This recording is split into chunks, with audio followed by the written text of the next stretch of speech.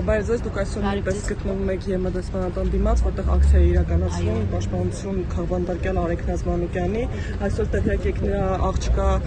ծննդյան օրն է եւ այսօր բացառություն են արել եւ թույլ են տվել տեսակցել աղջկան, բայց դա անթույլատրելի է, որ մայրը չի կարող հանդիպել եւ նույնիսկ հեռախոսով խոսել անչափահաս դստեր հետ։ Ինչ մեկ ծավալքի ուսումն են կատարել, որ թույլ են տվել այդ կնոջ իր բալիկի հետ հանդիպել, ամոթ իրենց,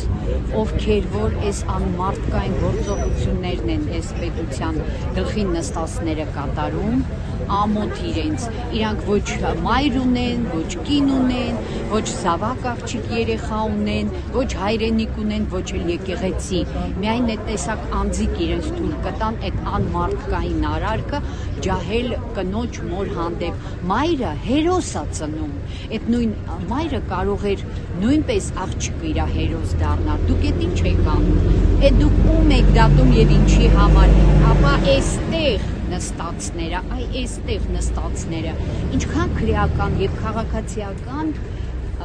օրենք են խախտել եւ դեռ նստած են եւ անմեղ մարդկանց են պահում եւ մի բան էլ ասեմ, հոգի շատ է ցավում Գագիկ Ծառուկյանի համար, իրոք շատ է ցավում, ես ձեր խմբից չեմ, բայց որպես մարդ ես շատ ցավոտ եմ տանում, միշտ ասել եմ, ափսոս որ բարեգործությունը բարակիչ չի, որ մարդիկ բարակվեին եւ որպես Գագիկ Ծառուկյան ինչքան բարի գործեր արել թե մեր գյուղացիներին, թե աբովյանցիներին, ընդհանրապես մարդկանց եւ կարել էր դա մոռանալ, հիմա այստեղ մինիմում 2000 կին մայր պետք է լիներ, մինիմում ուրեն ինչով են տենց խիստ զբաղված, իրանք մայր չեն, իրանք չեն մտածում բոլորի գլխին էլ նույնը կարող է գալ, այս անմարդկային անաստված թմից, ես ուղղակի կոչ եմ անում, եթե մարդիկ ուտող հորացող չեն եւ ունեն մարդկային հիշողություն եւ ուղեղը ստերժացված չի, ես ուղղակի ասում եմ, ամոթ ձեզ Գագիկ Ծառուկյանից ինչեր եք ստացել եւ դուք հիմա պահկվել եք ստվերում, Աստծու դեմը դաժան պատասխան եք տանելու, շատ դաժան, իսկ Գագիկ Ծառուկյանին ես հաճախ ոչ միշտ աղոթում եմ եւ իր պապան հրեշտակին եմ կանչում, որ ինքը այդ փորձությունը անցնի, որտեվ սա իրոք շատ ծանր վիճակ է, թե իր թիմի համար, թե մեր համար, թե հայրենիքի համար եւ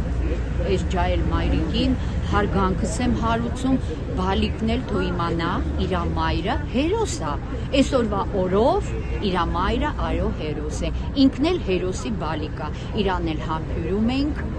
եւ այդ բալիկին եւ մամային առողջություն, ուժ, զորություն եւ Աստծո լրիվ պատվիրաններ, ինչ որ մենք բոլորս կատարում ենք, ի կատար լինի իրանց խնդրանքին էլ մենք ենք միանում։ Եվ այս ամենի ֆոնին առաջին տիկինը, այսպես կոչված Փաշինյանի կինը, Աննա Հակոբյանը խոսում է, որ պետք է պայքարել բռնության, ընտանեկան բռնության եւ ընդհանրապես բռնության դեմ, եւ 3 կոչով էր հանդես եկել, որ ուզում է հանդիպի ընդդիմադիր խմբակցությունների ղեկավարներին։ Այս ամենը նույն ֆոնին, երբ իր ամուսինը Փաշինյանը մենք տեսնում ենք, թե ինչպես է վարվում Ծառուկյանի նկատմամբ, Արեգ Նազի նկատմամբ եւ տեսնում եք ինչքան քաղբանտարկյալներ կան։ Կներեք, ես ուղղակի չեմ հաշվում, որ ինքը առաջի տիկինն է, ինքը ոչ կինն է, ոչ էլ առաջի տիկինն է, ինքը ուղղակի սելֆիներ անող մի անձ է, ոնց որ եւ իր էրատոն եւ որ իրանք զուգված զարդարված 44 օրյայի օրոք գնացին եւ լուսանկարվեցին, ամոթ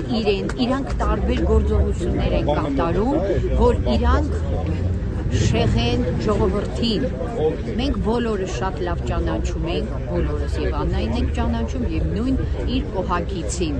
ամոթ իրենց նույն Աննային բալիկներ ունի, չէ, չի կարող ինքը իր ամուսնուն ասի հրաման տուր ազատեն կանանց,